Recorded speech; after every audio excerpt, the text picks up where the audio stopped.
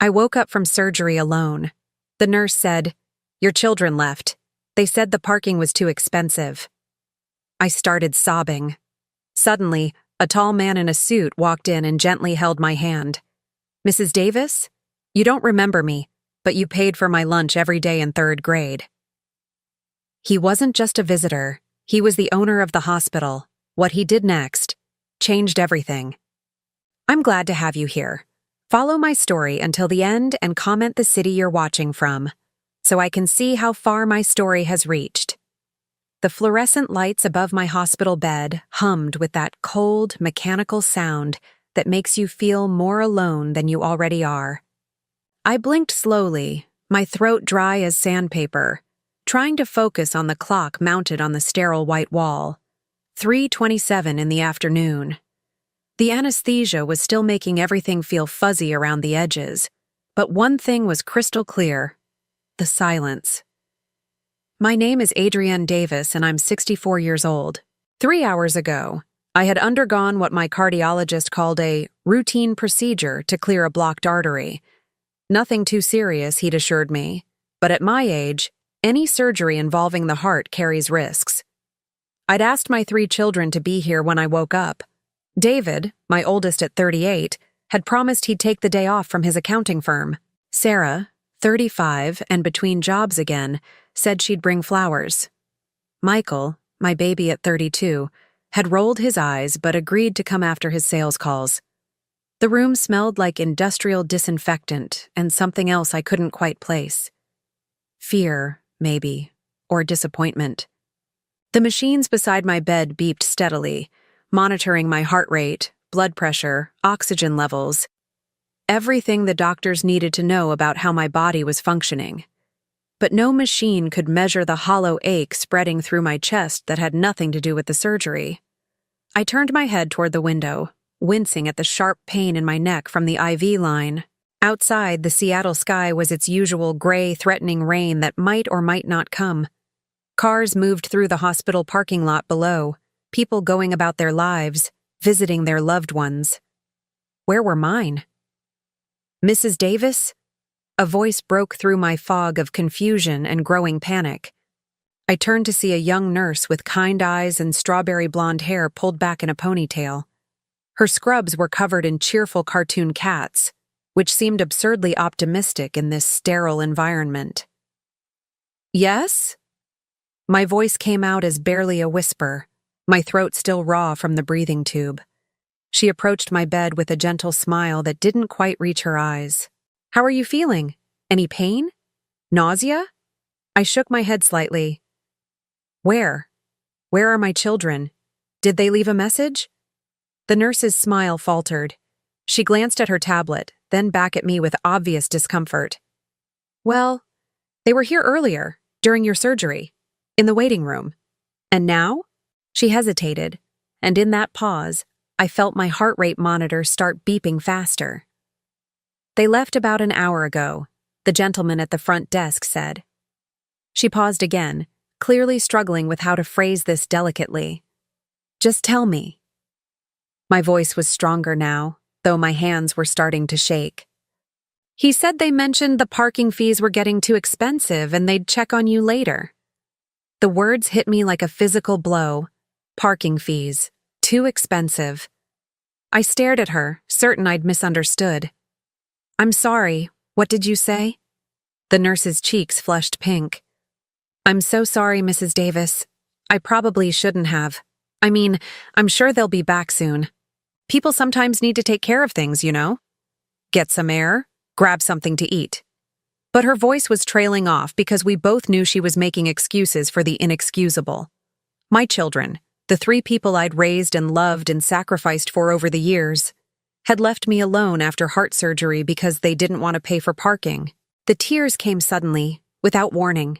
Not the gentle, dignified tears of a woman my age, but the raw, choking sobs of someone whose heart was breaking in ways that had nothing to do with blocked arteries. The nurse reached for the tissue box on my bedside table, her face creased with sympathy and embarrassment. "Mrs. Davis, please don't upset yourself. Your heart needs to rest right now. Can I call someone else for you? Another family member? A friend?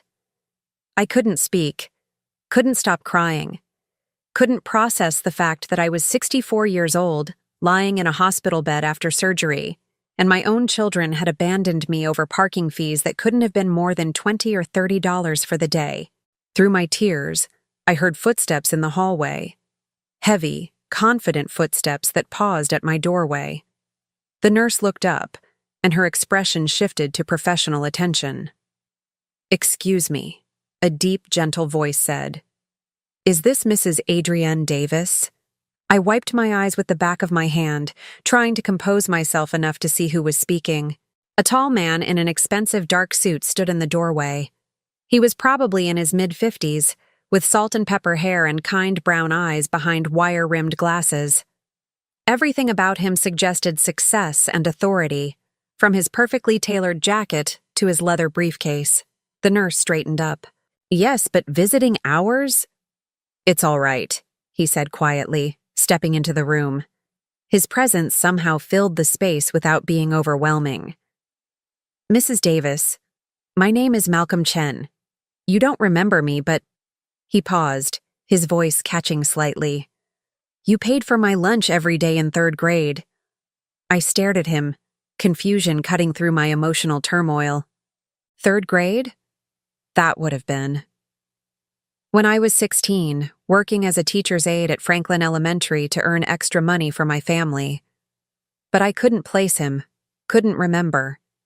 He seemed to understand my confusion and stepped closer to my bed, his hands clasped respectfully in front of him. "Mrs. Davis, you probably helped so many children over the years that you don't remember them all. But I remember you. You saved my life." The nurse glanced between us uncertainly.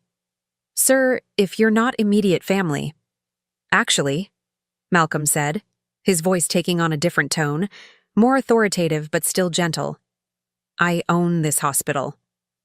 My tears stopped abruptly. I blinked hard, certain the anesthesia was making me hallucinate. "You? What?" The nurse's eyes widened, and she quickly excused herself, mumbling something about checking on other patients. Malcolm watched her go, then turned back to me with a small, sad smile. "May I sit down?" he asked, gesturing to the chair beside my bed. I nodded, unable to find my voice. He sat down carefully, setting his briefcase on the floor, and for a moment just looked at me with those kind eyes that seemed familiar now, though I couldn't place them in a child's face from decades ago. "I've been looking for you for years," he said quietly. "Ever since I finished medical school and started building my career.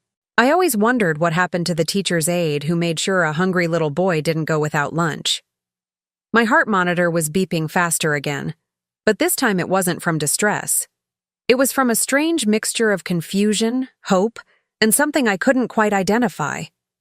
"I don't understand," I whispered. "Malcolm? Chen? I'm sorry, I can't remember." "You wouldn't," he said gently. "I was just one of many kids you helped, and back then, my name was Malcolm Peterson. I was adopted by the Chen family when I was 12. He paused, his hands clasped tightly in his lap. "Mrs. Davis, do you remember a boy who never had lunch money? Who was so thin his clothes never fit right? Who sat alone in the cafeteria watching other kids eat?" Slowly, like fog lifting from my memory, an image began to form. A small boy with dark hair that never seemed to be cut right. Large brown eyes and a too thin face. Clothes that were always a little too big, a little too worn. And lunchtimes when he would just sit at the table pretending he wasn't hungry. "Oh my God," I breathed. "Malcolm, little Malcolm, you were so quiet, so—" "Hungry," he finished gently. "Every day. My biological parents. Well, that's not important now. What's important is that you noticed. You saw a kid who was falling through the cracks, and you did something about it." The memory was coming back clearer now. I had been working at Franklin Elementary to supplement my family's income. Even at 16, I was already helping my parents pay bills, already learning what it meant to sacrifice for the people you love.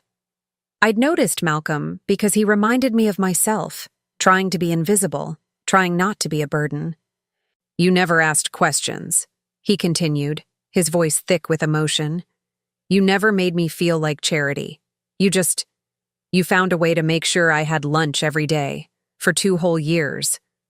I remembered now, the way I'd slip extra lunch tickets to him, how I'd tell him the cafeteria had made too much and needed someone to help eat the leftovers.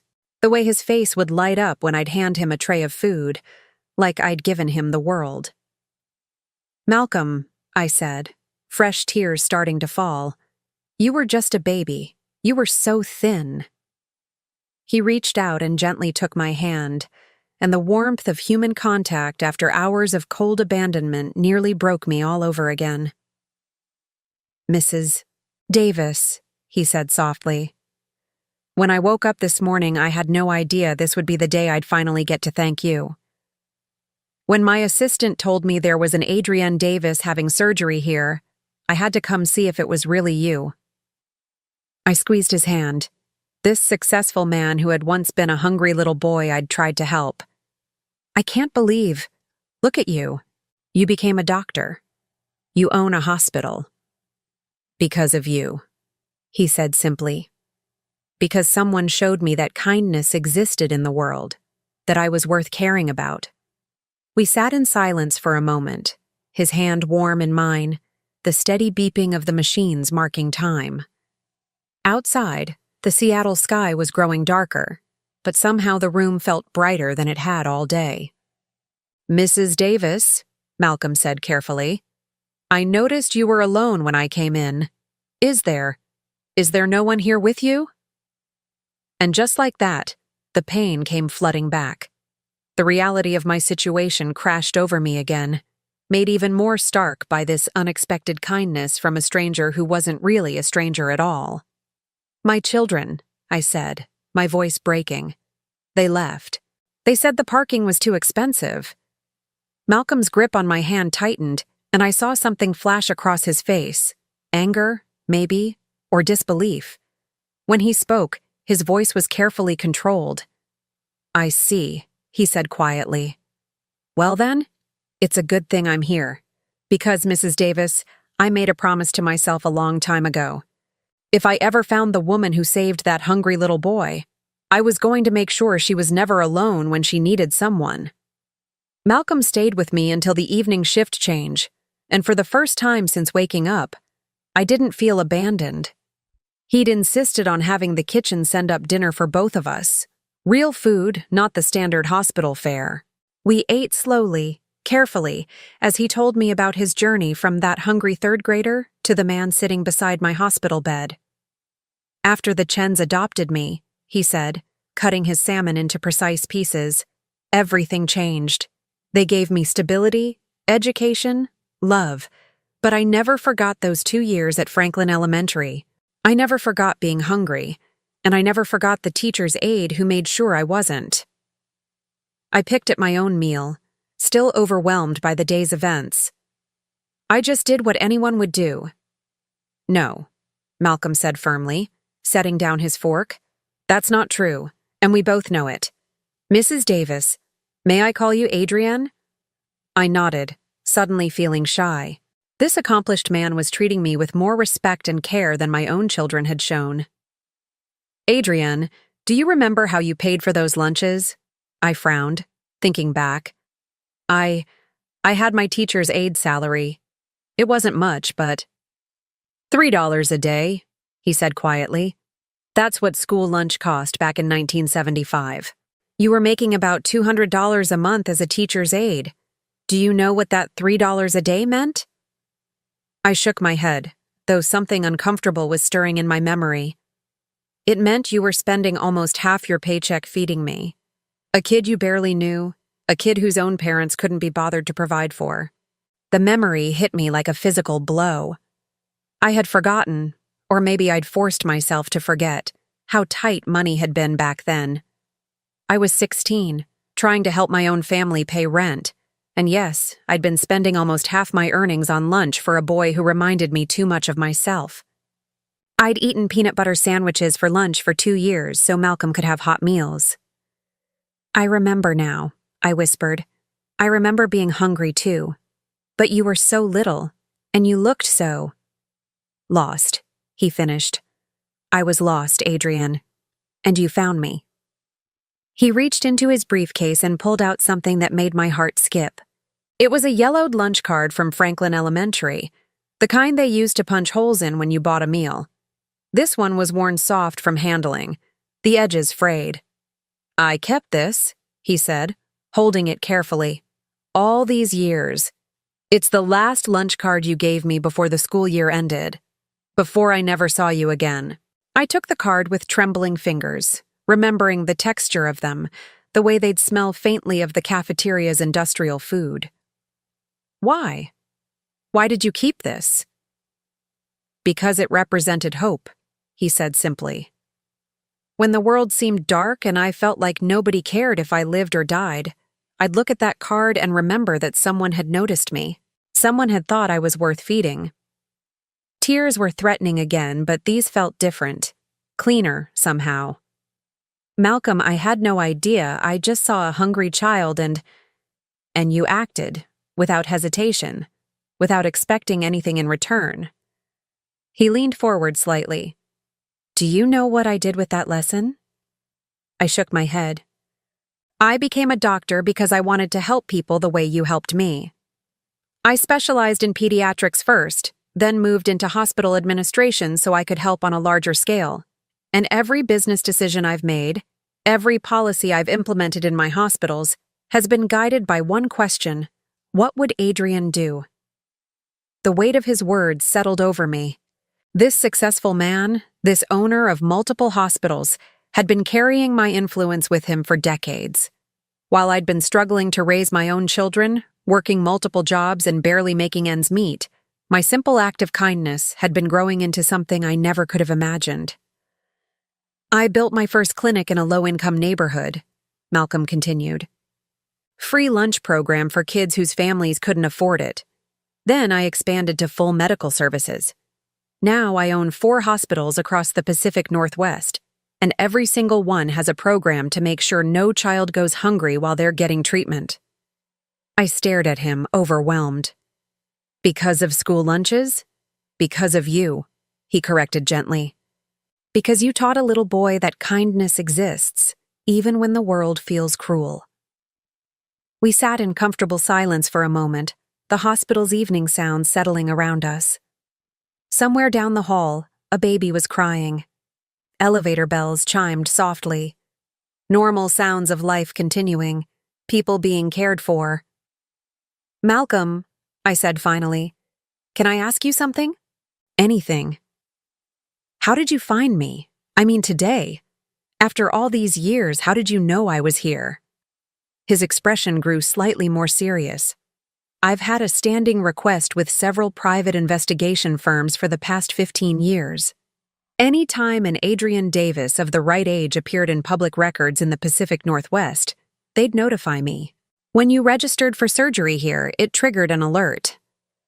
You've been looking for me for 15 years? Longer, actually, but I had the resources to really search for the past 15. He paused, studying my face carefully. Adrian, I know this might sound invasive, but I've learned quite a bit about your life. I wanted to make sure I'd found the right person before I approached you. A chill ran down my spine. What kind of things? Malcolm's jaw tightened almost imperceptibly. I know you've had a difficult life. 3 children, divorced when they were young. You worked multiple jobs to support them, cleaning offices at night, substitute teaching during the day, weekend shifts at a grocery store. Each detail hit me like a small fist to the chest. My life laid out so simply, so starkly. All those years of exhaustion and struggle summed up in a few sentences. I know you've been living on a fixed income since you retired, he continued, his voice gentle but his eyes growing harder. Social Security and a small pension from the school district, about $1,200 a month. I nodded, embarrassed. It wasn't much, but it was enough for my small apartment and basic needs. Barely enough, but enough. And I know, Malcolm said, his voice dropping lower, that despite having so little, You've been helping your children financially for years. David's accounting practice that nearly failed 5 years ago. You took out a loan against your pension to help him. Sarah's credit card debt from when she was unemployed for 8 months. You've been making minimum payments. Michael's car down payment last year. That was your money, too. My cheeks burned with shame. How did he know all this? And why did hearing it spoken aloud make it sound so pathetic? How do you... Financial records are fairly easy to trace when you know what you're looking for, he said, not unkindly. Adrienne, I'm not judging you. I understand the instinct to help your children, but I've also learned some other things. The way he said it made my stomach clench. What other things? Malcolm was quiet for a long moment, clearly weighing his words. When he spoke, his voice was careful, controlled. I know that none of your children have been to visit you in the past 6 months before today. I know that David hasn't returned your calls from last month when you were having chest pains. I know that Sarah borrowed $2,000 from you in December and hasn't spoken to you since. Each fact was like a small cut, precise and painful. I wanted to defend my children, to explain that they were busy, that they had their own lives, that I understood, but the words wouldn't come. And I know, Malcolm said, his voice growing softer with sympathy, that when you called each of them to tell them about today's surgery, you had to leave voicemails. None of them called you back until this morning. The tears came again, but this time they felt different. Not just sadness, but a deep, bone-tired recognition of truths I'd been avoiding for years. They're busy, I whispered, the same excuse I'd been making to myself for so long. They have their own families, their own problems. Adrienne, Malcolm said gently. When I was 8 years old and the Chens adopted me, I made a promise to myself. I promised that if I ever had the chance to repay your kindness, I would. But I also promised that I would never let anyone treat someone the way my biological parents treated me. He leaned forward, his eyes intense but kind. I've been watching your children's behavior patterns for months now, ever since I confirmed you were the Adrienne Davis I was looking for. And what I've seen. He paused, clearly struggling with how much to say. What I've seen concerns me deeply. My heart was racing now, the monitor beside my bed beeping faster. What do you mean? Malcolm reached into his briefcase again and pulled out a manila folder. He hesitated, holding it in his hands. Adrienne, I want you to know that everything I'm about to tell you comes from a place of caring. I owe you my life, and I won't stand by and watch people take advantage of your kindness the way mine was taken advantage of. He opened the folder, and I could see papers inside, documents with official letterheads. 3 weeks ago, he said carefully, David made an appointment with an elder care attorney. Sarah has been researching nursing homes in your area, and Michael has been asking friends about the process for getting someone declared mentally incompetent. The world seemed to tilt sideways. I gripped the bed rail, certain I was going to be sick. That can't be right, I breathed. They wouldn't. They're my children. They love me. Malcolm's expression was infinitely gentle, but his words cut deep. I'm sure they do, in their own way. But Adrienne, I think there are some things about your children's finances, and their plans, that you need to know. The folder in Malcolm's hand seemed to grow heavier as the seconds passed. I stared at it, part of me wanting to snatch it away and throw it across the room, and part of me needing to know the truth, no matter how much it might hurt. Maybe I shouldn't show you this while you're recovering, Malcolm said, noticing my distress. The monitors beside my bed were beeping more rapidly now, reflecting my elevated heart rate. No, I said firmly, surprising myself with the strength in my voice. I need to know. I've spent too many years making excuses for them, haven't I? Malcolm nodded slowly, then opened the folder. What I'm about to show you I didn't obtain illegally. It's all public record, or information that was shared with me by people who were concerned about the pattern they were seeing. He pulled out the first document, a printed email. This is from the elder care attorney David consulted. The attorney was uncomfortable with the consultation and reached out to me through mutual professional contacts. I took the paper with shaking hands. The email was addressed to someone named Patricia Henley, Elder Law Associates. My eyes scanned the text, but the words seemed to swim together until one paragraph jumped out at me. Mr. Davis inquired specifically about the timeline for declaring an elderly parent mentally incompetent, with particular interest in situations where the parent is too generous for their own good and making poor financial decisions that will affect the family's inheritance. The words hit me like a physical blow. I read the paragraph again, hoping I'd misunderstood, but the meaning was crystal clear.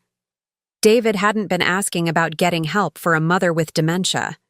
He'd been asking how to legally take control of a mother who was giving away what he considered his money. The attorney, Malcolm continued gently, was concerned enough about the nature of the questions that she declined to take David as a client. That's why she reached out through professional channels. She wanted someone to know that there might be an elderly person at risk.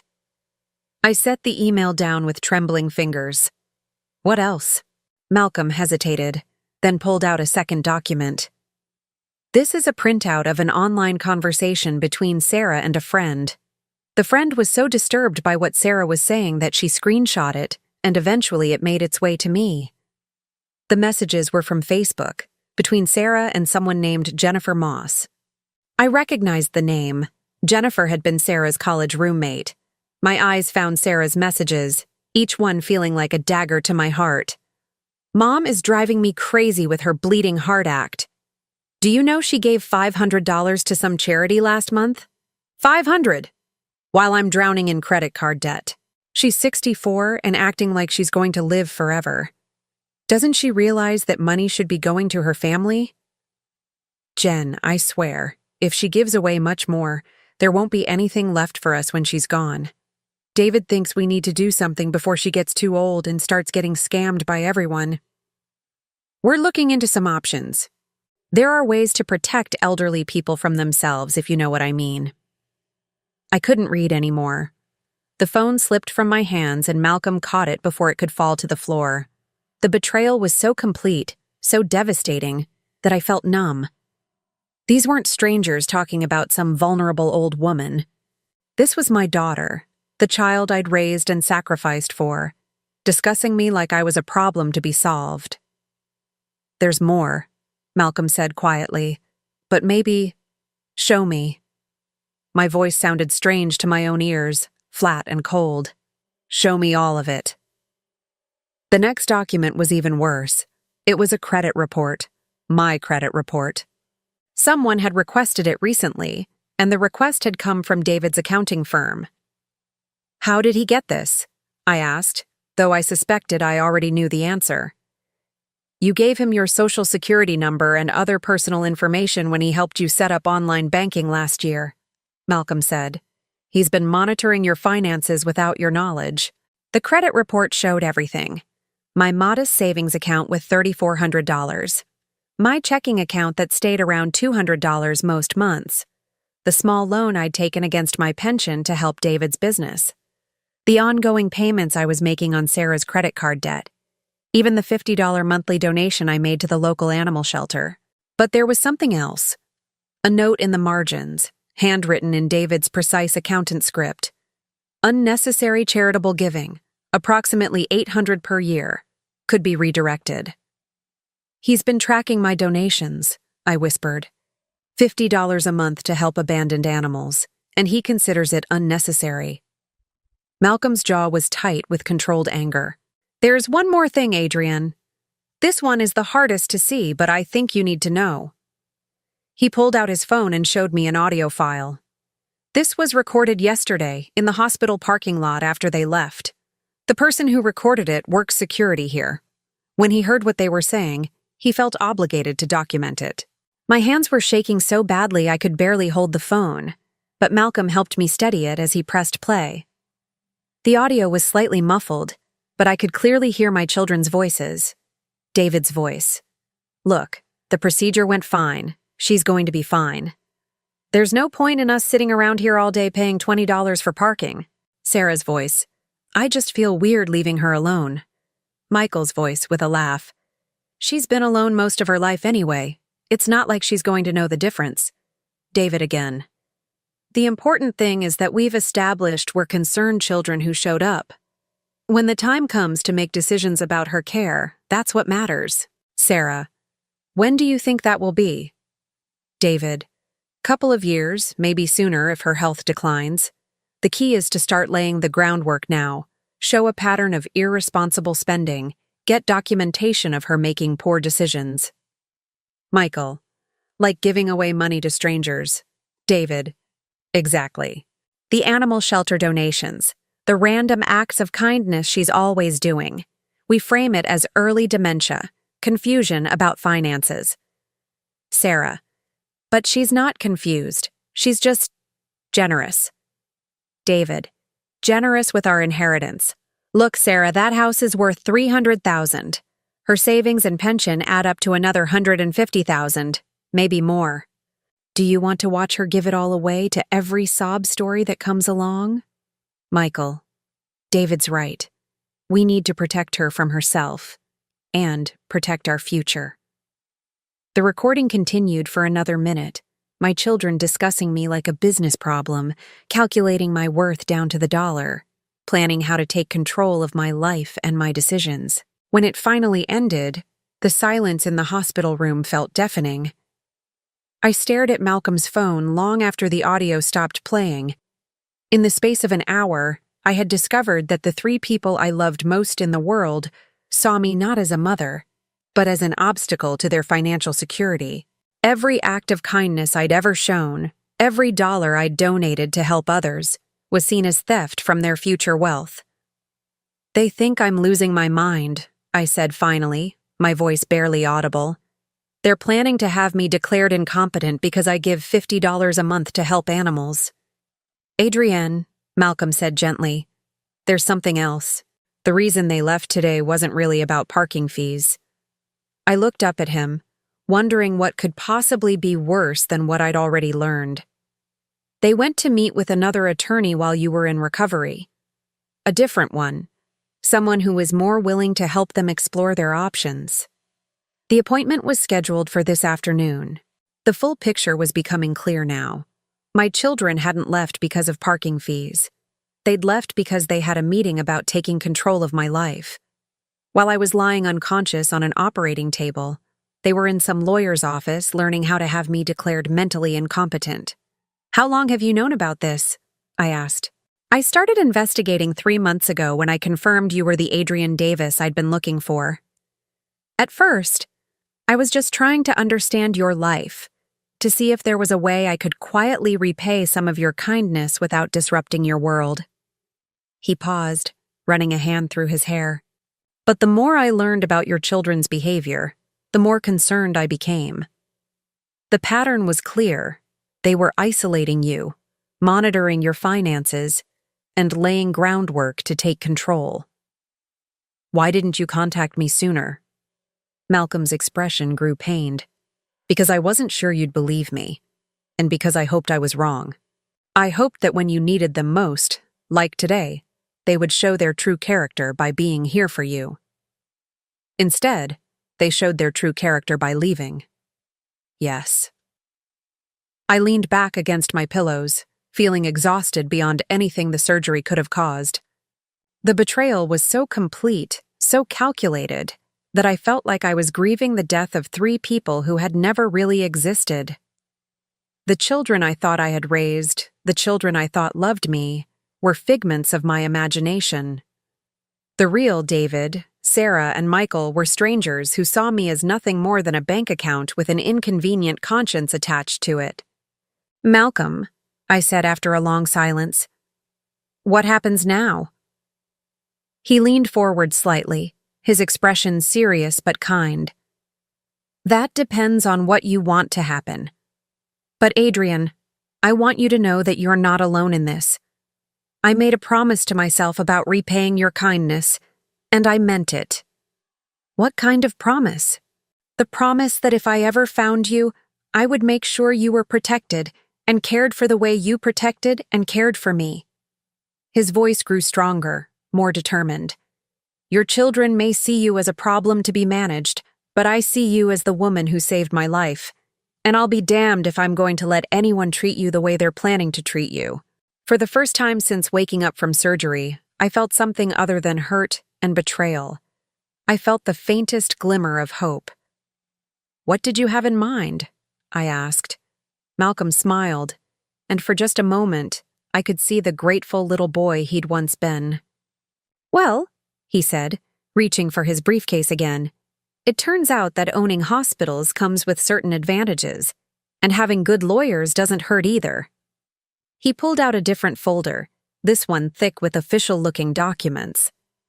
"Adrienne, how would you feel about making some changes to your life? Changes that would ensure you're never at anyone's mercy again." I looked at the folder, then back at Malcolm's kind, determined face. Outside my window, the Seattle sky was growing dark, but somehow the room felt brighter than it had all day.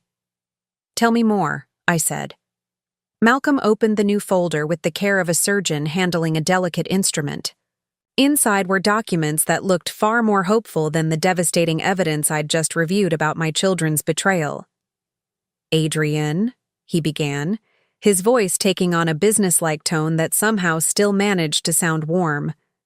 "What I'm about to propose might seem overwhelming, but I want you to know that every suggestion I'm making comes from decades of planning. Ever since I started looking for you, I've been preparing for this conversation." I shifted slightly in my hospital bed, wincing as the IV tugged at my arm. "What kind of preparation?"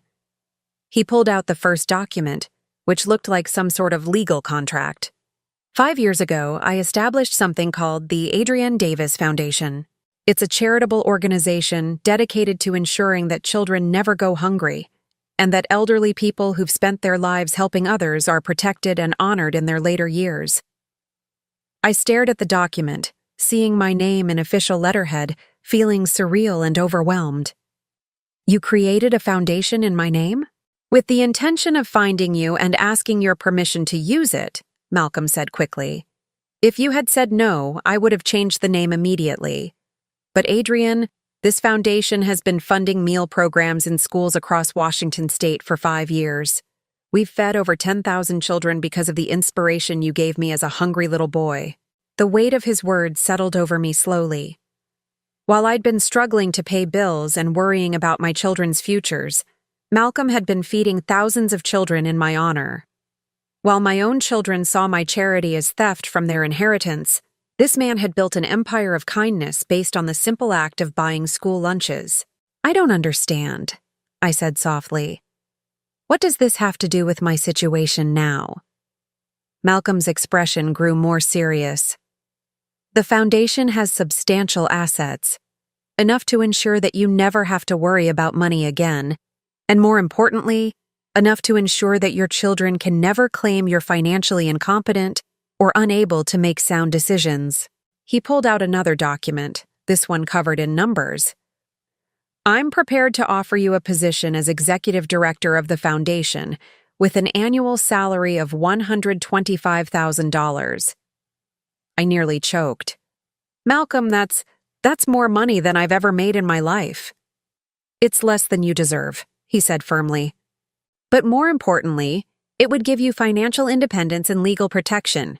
As an actively employed executive director, no court would consider you mentally incompetent. Your children's plans would become impossible to execute." I felt dizzy, and it wasn't from the medication. But I don't know anything about running a foundation. I don't have the education or experience. "You have something more valuable than education," Malcolm interrupted gently. "You have the heart and instincts that this foundation was built to honor, and you'll have a full staff to handle the technical aspects. Your job would be to guide the mission, to help decide which programs to fund, to be the moral compass of an organization dedicated to kindness."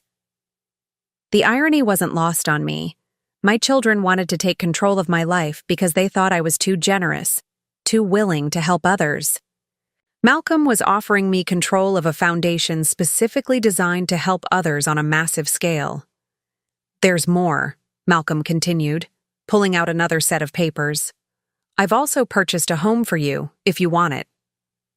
You what? It's in Sunset Gardens, a private community about 20 minutes from here. Beautiful place, specifically designed for active adults who want independence but with available support services. The home is fully paid for. It would be yours, with no mortgage, no rent, no monthly housing costs. I felt like I was drowning in kindness after a lifetime of barely keeping my head above water. Malcolm, this is too much. I can't accept. You can, and you should, he said, his voice taking on the authoritative tone of someone who'd built a medical empire. Adrian, let me ask you something. When you paid for my lunches all those years ago, did you expect anything in return? Of course not. Then why is it so hard to believe that I want to help you without expecting anything in return? I didn't have an answer for that. Maybe because I'd spent so many years with people who always wanted something, I'd forgotten what unconditional kindness looked like. Malcolm pulled out a tablet and showed me photos of a charming single-story home with a wraparound porch and a garden that looked like something from a magazine. The house comes fully furnished, but you can change anything you want. There's a community center, walking trails, and optional meal services. You could move in as soon as you're released from the hospital. I studied the photos, trying to imagine myself in this beautiful place. It looked like a dream, the kind of peaceful retirement I'd never dared to hope for. What about my current apartment? We'd handle the move completely, pack everything you want to keep, donate what you don't need, handle all the logistics. Malcolm's voice grew softer. Adrian, I want you to understand something. This isn't charity. This is justice. You gave a hungry child hope and dignity. Now that child, grown up, wants to give you security and peace. I looked at the photos again, then at Malcolm's earnest face. And my children? What about them? They'll be furious. They'll think I've lost my mind, accepting help from a stranger. Malcolm's expression hardened slightly. With respect, Adrian, your children's opinion shouldn't matter in decisions about your own life, especially when their primary concern seems to be preserving their inheritance rather than ensuring your happiness. He was right, and I knew it. But letting go of a lifetime of putting my children's needs first wasn't easy, even after learning how little they valued me. Can I ask you something? I said. Anything. Why now? I mean, you've been looking for me for years. You could have approached me at any time. Why wait until I was in the hospital? Malcolm was quiet for a long moment, clearly choosing his words carefully. Because I needed to be sure you needed help. I've been watching from a distance for months, hoping your children would step up, hoping they would show the kindness you showed me. Today, when they abandoned you after surgery, I knew I couldn't wait any longer. He leaned forward slightly. And because, frankly, I was afraid you'd refuse help if you weren't in a position to see how alone you really are. The honesty of his answer hit me hard. He was right. If he'd approached me 6 months ago with this offer, I would have been too proud to accept it. I would have made excuses for my children's behavior and insisted I was fine on my own. There's one more thing, Malcolm said, pulling out a final document.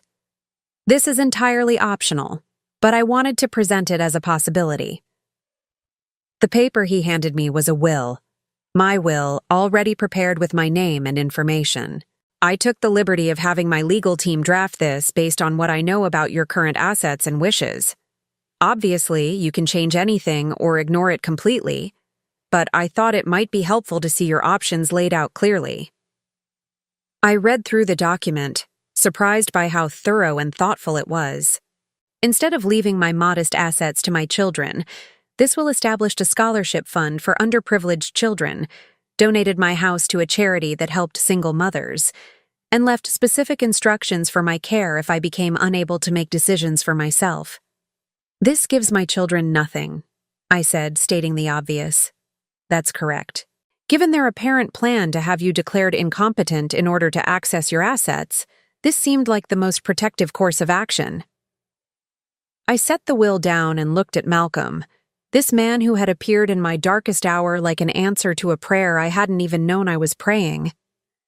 You've thought of everything, haven't you? I've tried to. Adrian, I want you to have choices.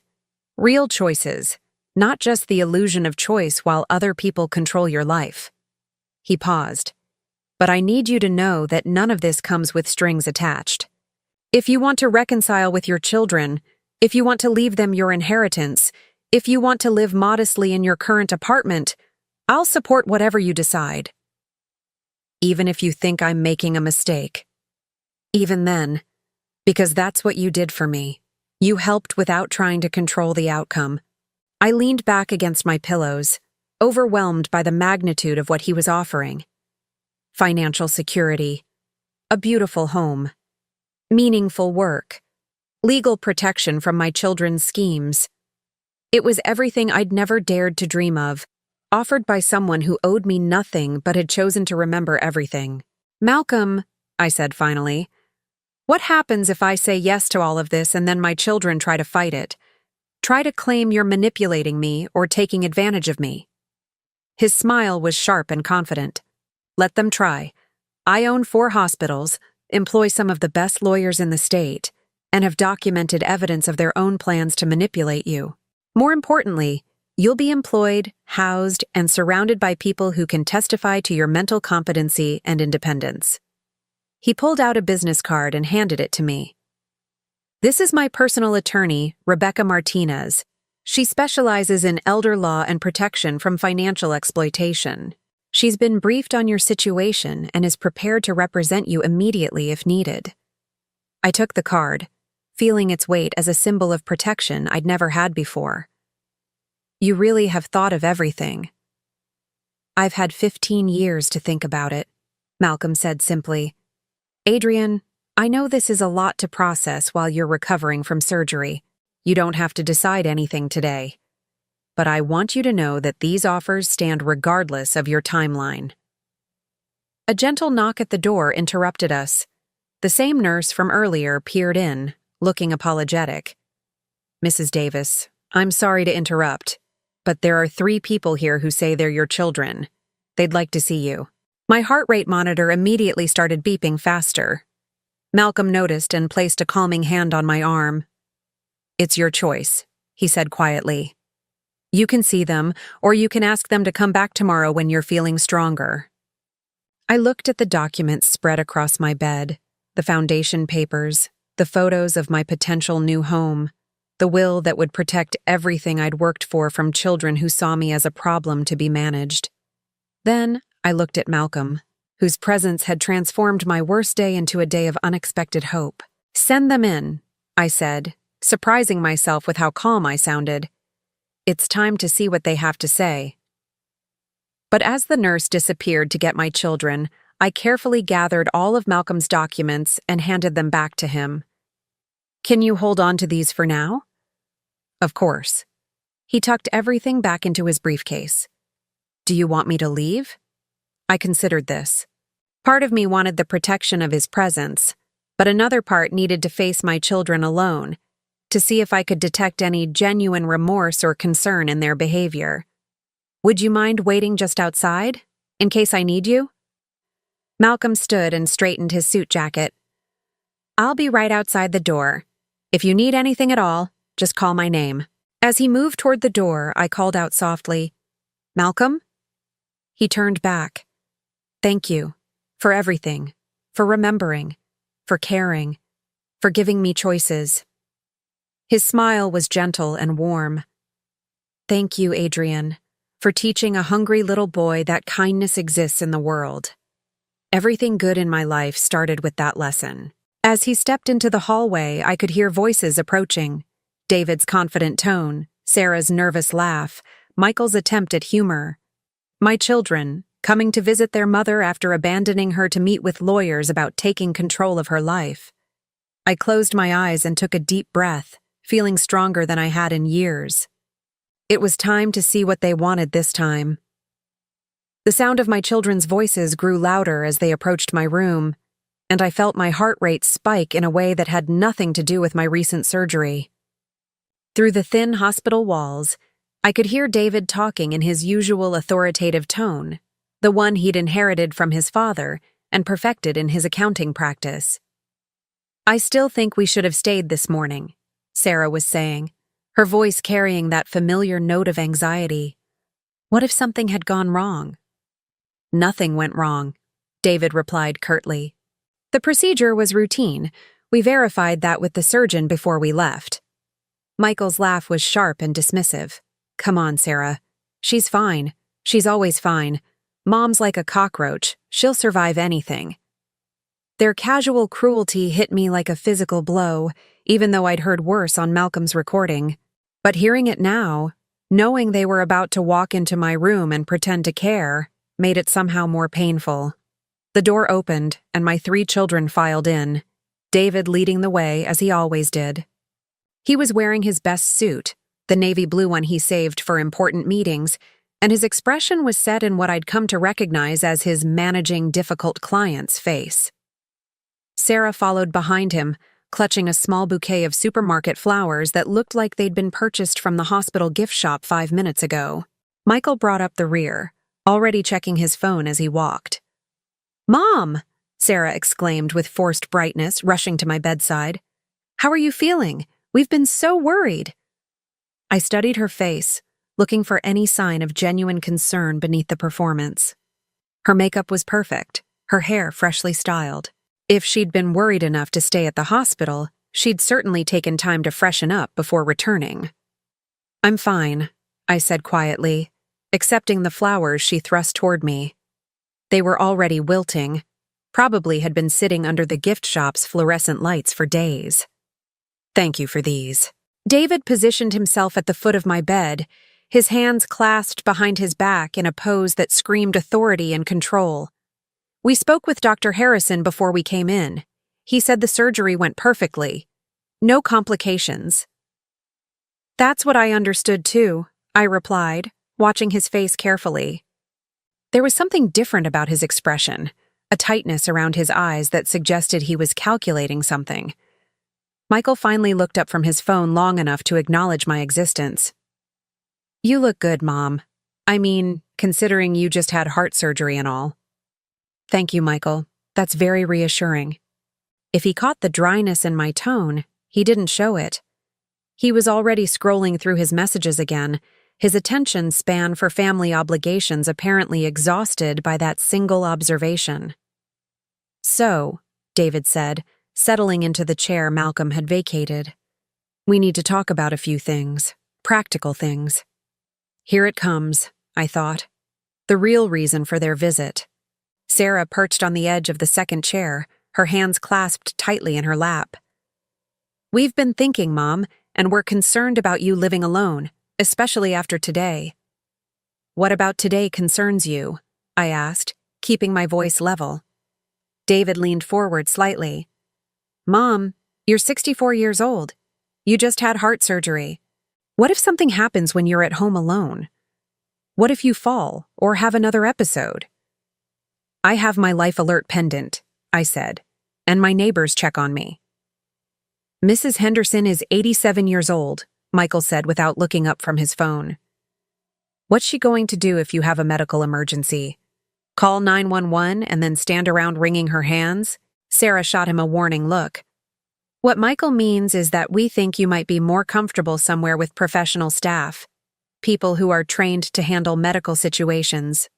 I felt a chill run down my spine that had nothing to do with the hospital's air conditioning. They were already laying the groundwork, already starting the conversation that would lead to me being moved somewhere for my own good. "Are you talking about a nursing home?" I asked directly. "Not a nursing home," David said quickly. "More like an assisted living facility. Somewhere nice where you'd have your own apartment but with support services available." "I see." I looked from one face to another, these 3 people who shared my DNA but seemed like strangers. "And have you looked into any specific places?" Sarah's cheeks flushed slightly. "We've done some preliminary research, just to understand the options. There are some really lovely communities that specialize in active seniors. Active seniors who've just had heart surgery? I asked. Mom, don't be dramatic, David said, his patience already wearing thin. We're talking about your safety and well-being. As your children, we have a responsibility to make sure you're properly cared for. The word responsibility coming from his mouth was almost laughable. Where was their responsibility this morning when I woke up alone and terrified? Where was their responsibility during the past year when they'd barely called or visited? I appreciate your concern, I said carefully, but I'm not ready to give up my independence yet. Michael finally looked up from his phone, his expression suggesting I'd said something particularly stupid. Mom, independence is great when you're young and healthy. But you're not young anymore, and clearly your health is becoming an issue. My health is becoming an issue? I repeated. I had one blocked artery. It's been fixed. Dr. Harrison expects a full recovery. For now, David said ominously. But Mom, heart disease is progressive. This is just the beginning. You need to start thinking realistically about the future. I felt anger beginning to burn in my chest, hot and clean. What I need to think about is why my children are more concerned with managing my future than supporting me through my present. The room fell silent. Sarah's flowers rustled as she shifted uncomfortably in her chair. Michael's phone buzzed with a notification that he ignored for the first time since entering the room. David's jaw tightened, and I could see him struggling to maintain his professional composure. That's not fair, Mom, Sarah said finally. We're here now. We care about you. You're here now, I agreed. Where were you 4 hours ago when I woke up alone and crying? We explained that, David said stiffly. The parking situation. $20, I interrupted. The parking fee was $20 for the day. You left your mother alone after heart surgery to avoid paying $20. Michael's phone buzzed again, and this time he answered it. Sorry, I have to take this. It's a client. Os? He stepped out into the hallway, already deep in conversation about some sales deal that was apparently more important than his mother's recovery. David watched him go with obvious irritation, then turned back to me. Mom, you're clearly upset, and I understand that. Surgery is stressful, but you're not thinking clearly about the bigger picture. What bigger picture is that, David? Your finances, he said bluntly. Do you have any idea what this surgery is going to cost, even with Medicare? What ongoing cardiac care will cost? You can't afford to live independently and pay for the medical care you're going to need. There it was. The real concern, not my health, not my happiness, but my money, and how my medical expenses might affect their inheritance. I see, I said quietly. And I suppose you have a solution for this financial problem? Sarah leaned forward eagerly. Actually, we do. If you were to move to an assisted living facility, you could sell your house. Use that money to pay for your care. It would probably last several years, maybe longer if you choose a more modestly priced community. And after that money runs out? David shrugged. Medicaid. The state takes over, but by then you'd be settled somewhere, established in a care routine. I stared at them both, marveling at how thoroughly they'd worked this out. Sell my house, spend down my assets, then become a ward of the state. All very neat and tidy, and coincidentally, it would eliminate any inheritance they might otherwise have to wait for. Have you spoken to anyone about this? I asked. Any professionals who could help navigate these decisions? David's eyes flickered almost imperceptibly. We've done some research. Consulted with people who understand elder care law. I see. Anyone specific I should know about? Sarah looked confused by the question, but David's expression grew more guarded. Just some preliminary consultations. Nothing formal. A soft knock at the door interrupted us. Malcolm stepped in, his presence immediately changing the energy in the room. He was still wearing his expensive suit, still carrying his leather briefcase, But now there was something different about his demeanor. More formal, more professional. "Excuse me," he said politely. "Mrs. Davis, I wanted to check on how you're feeling before I head home for the evening."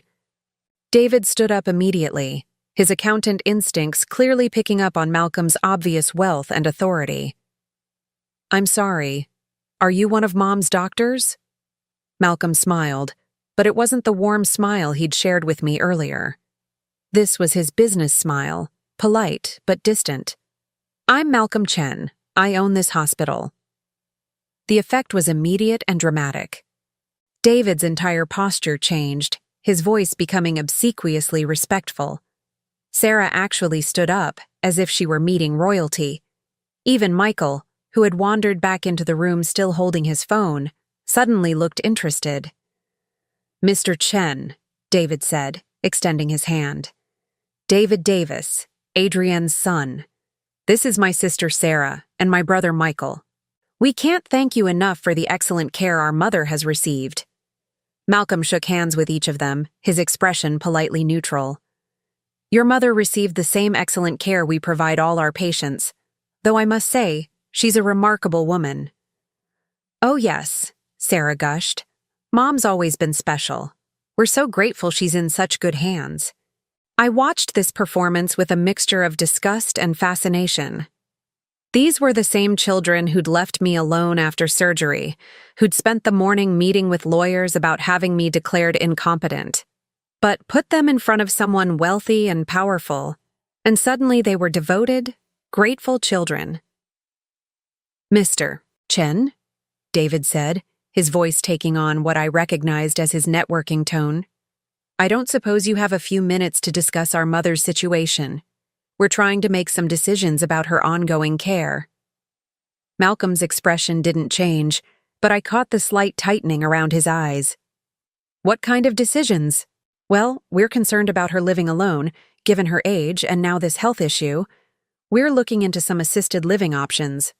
"I see." Malcolm's voice was carefully neutral. "And what does Mrs. Davis think about these options?" David glanced at me, then back at Malcolm. "She's been resistant to the idea, but we think it's important to plan ahead. Be proactive, rather than reactive." "Proactive," Malcolm repeated thoughtfully. "Yes, I can see how that would be important." He paused, seeming to consider something. "You know, it's interesting. In my experience running healthcare facilities, I've found that the patients who do best are those who feel they have control over their care decisions." Sarah nodded eagerly. "Oh, absolutely. We want Mom to feel like she's part of the decision-making process."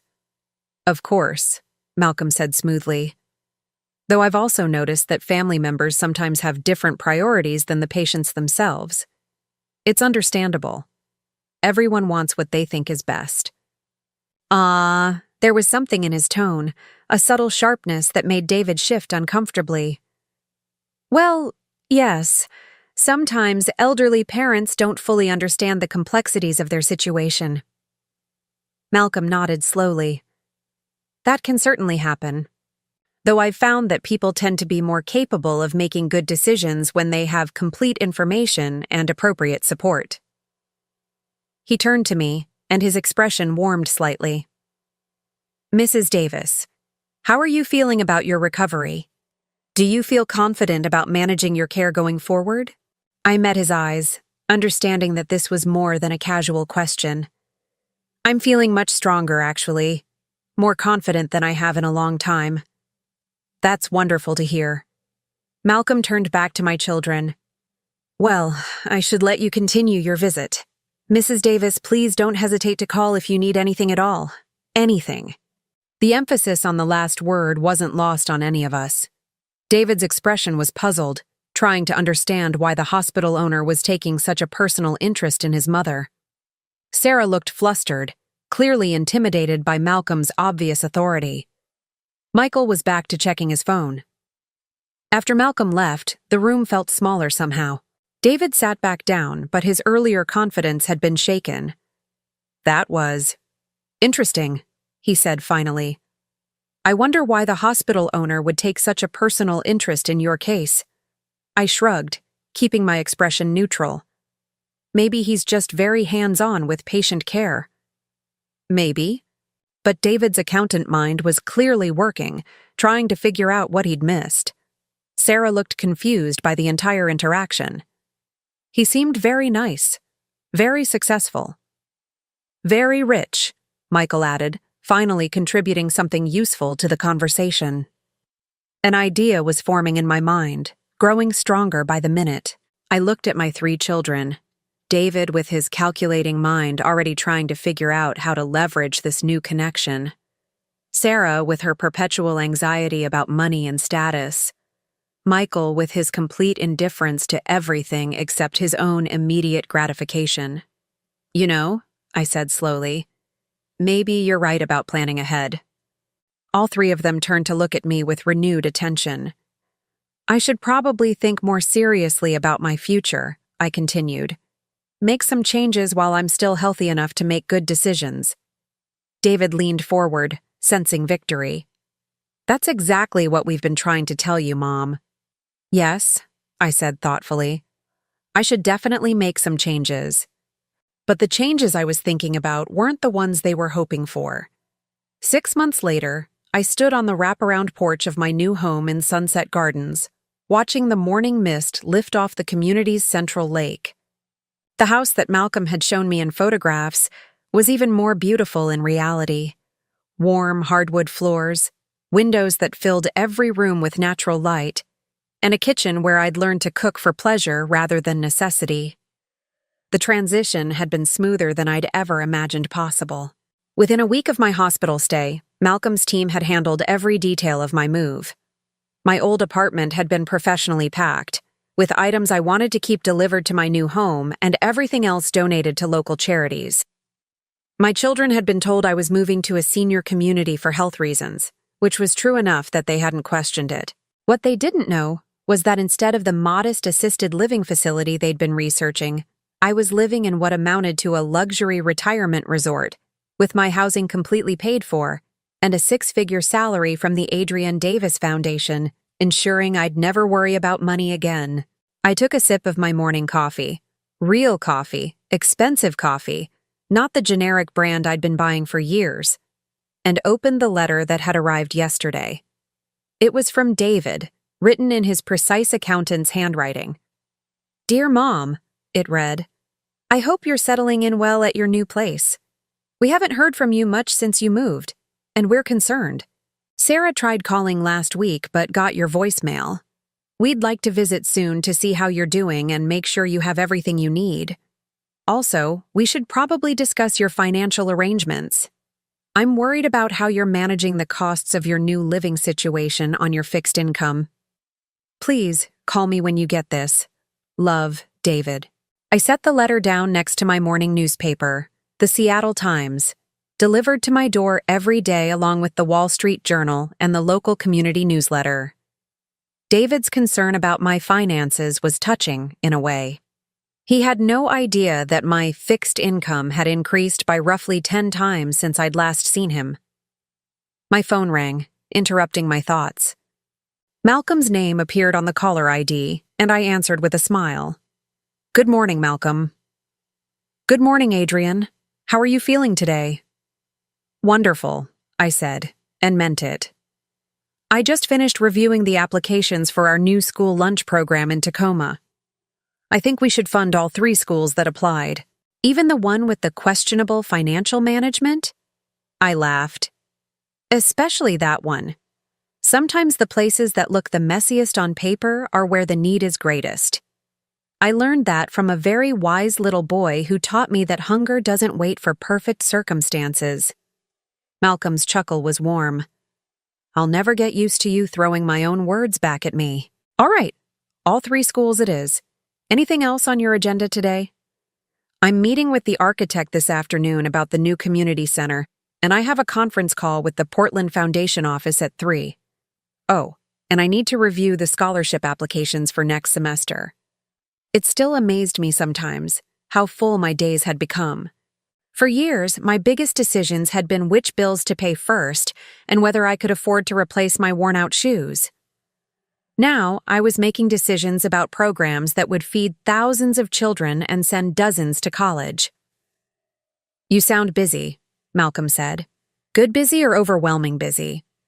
"The best kind of busy," I assured him.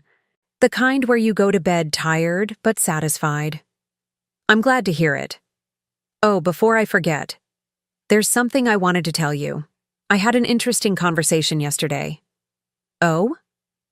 "Someone contacted my office asking questions about you, specifically about your employment with the foundation." My stomach tightened slightly. "What kind of questions?" "Professional questions. Someone wanting to verify your position, your salary, your mental competency to handle your responsibilities." I closed my eyes, already knowing the answer. David. That would be my guess. My assistant handled it very professionally. "Confirmed that you're an active, full-time employee in excellent standing, with no concerns about your performance or decision-making abilities." How did David even know to call your office? Probably the same way he found out about your increased bank deposits. He's been monitoring your finances, remember? That was true. David had set up my online banking, which meant he probably still had access to my accounts. He would have seen the foundation's salary deposits and wondered where they were coming from. "What happens now?" I asked. "Nothing happens. You're employed by a legitimate charitable organization. You're living independently and managing your own affairs. There's nothing anyone can do to challenge that." I felt a wave of relief wash over me. For months, I'd been waiting for the other shoe to drop, for my children to figure out what was really happening and try to intervene somehow. But Malcolm was right. What could they do? I was healthier and more financially secure than I'd been in years. "Actually," Malcolm continued, "there is one more thing. I got a call from an elder law attorney yesterday, someone named Patricia Henley." My breath caught.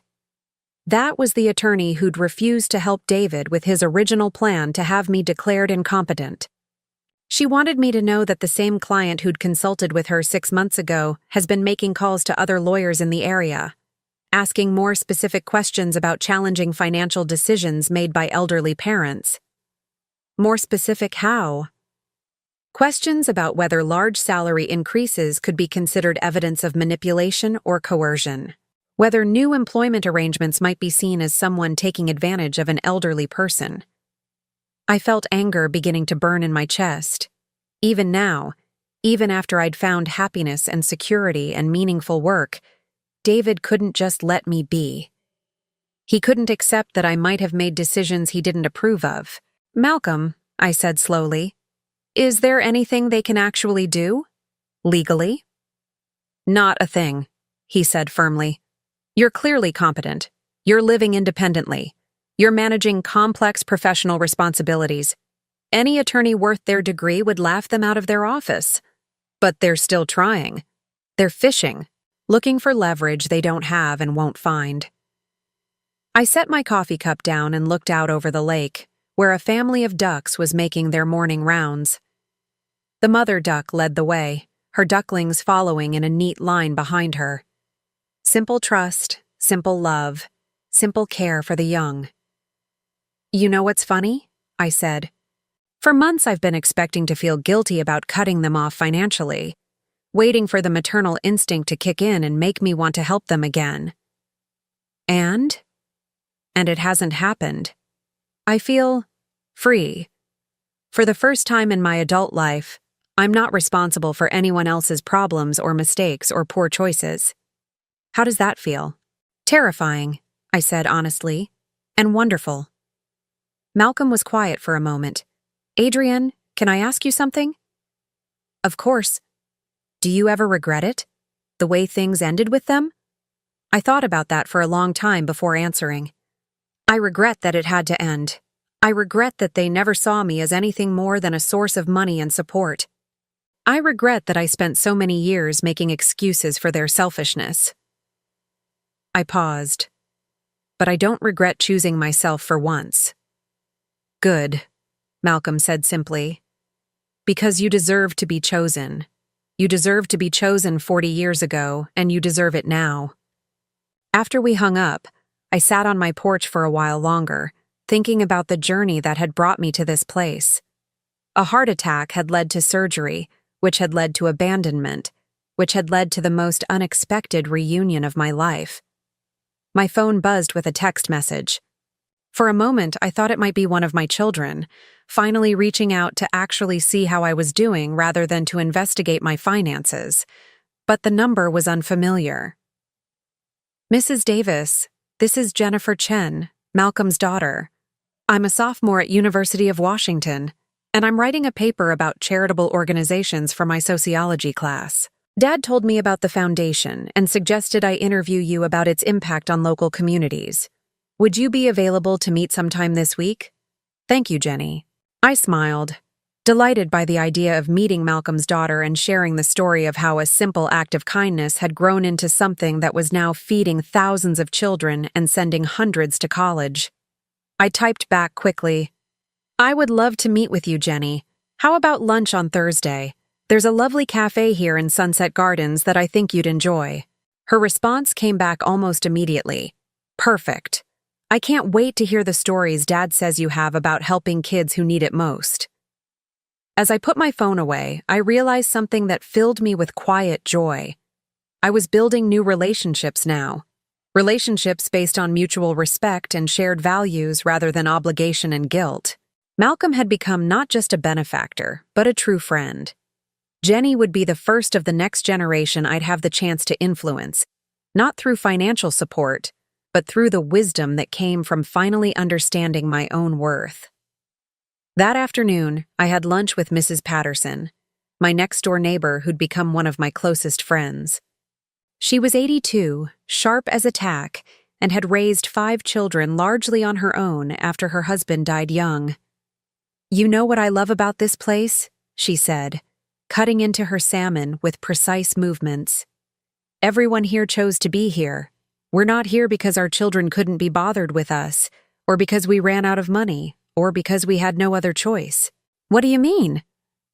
"I mean we're here because we decided we deserve to live somewhere beautiful, with people who appreciate us. We're here because we finally figured out that we matter." Her words resonated deeply. That was exactly how I felt, like I mattered. Not as a source of financial support, not as someone who existed to make other people's lives easier, but as a person with my own value and worth. "Mrs. Patterson," I said, "can I ask you something personal?" "Honey, at my age, everything's personal. Ask away." "Do you ever miss your old life? Even the difficult parts?" She considered this, sipping her iced tea thoughtfully. "I miss the version of my children I thought I had. Took me years to realize that the children I thought I'd raised and the children I actually raised were 2 different things." "How do you tell the difference?" "Easy," she said with a smile that held decades of hard-won wisdom. "The children you think you raised would move heaven and earth to make sure you're happy and safe. The children you actually raised only show up when they need something." That evening, I sat in my beautiful living room, surrounded by my favorite books and the art I'd finally had the courage to buy for myself. On my coffee table sat Malcolm's old lunch card, which he'd given me as a keepsake, now framed and displayed as a reminder of how far kindness can travel across time. I opened my laptop and began typing. "Dear David, Sarah, and Michael, thank you for your letter and your concern about my well-being. I want you to know that I am happier and healthier than I have been in years. My new home is beautiful, my financial situation is secure, and I have meaningful work that brings me joy every day. I understand that my choices may not be what you expected or wanted for me, but they are my choices to make. I am not in need of assistance, financial or otherwise, and I am not in danger of being taken advantage of by anyone. I wish you all happiness and success in your own lives. With love, Mom P.S. I have enclosed information about the Adrian Davis Foundation, in case you're interested in learning about the work I do. We're always looking for volunteers if any of you ever decide you'd like to help feed hungry children." I printed the letter, signed it carefully, and sealed it in an envelope along with a brochure about the Foundation's programs. Tomorrow I would mail it, and then I would be done explaining myself to people who had never bothered to try to understand me. As I prepared for bed that night, I stood in front of my bedroom window looking out over the gardens that gave this community its name. Somewhere in this peaceful place were dozens of other people who had discovered, late in life, what it felt like to be valued for who they were, rather than what they could provide. I thought about the little boy Malcolm had been, hungry and alone, and how feeding him had fed something in me too, a sense of purpose that had taken decades to fully bloom. I thought about all the children who would benefit from the Foundation's programs, and all the college students who would get scholarships funded by the money I'd once spent enabling my own children's poor choices. Most of all, I thought about the woman I'd become at 64, independent, respected, financially secure, and surrounded by people who valued my mind rather than my wallet. It had taken a heart attack to save my heart, and for the first time in my life, I was exactly where I belonged. 6 months ago, I had awakened from surgery to find myself abandoned by the people I'd sacrificed everything for. Tonight, I was falling asleep in a home filled with the warmth of genuine friendship and the satisfaction of work that mattered. The echo of kindness, it turned out, had a very long reach indeed. And sometimes, if you're very lucky, it circles back to save you too. Now I'm curious about you who listened to my story. What would you do if you were in my place? Have you ever been through something similar? Comment below. And meanwhile, I'm leaving on the final screen 2 other stories that are channel favorites, and they will definitely surprise you. Thank you for watching until here.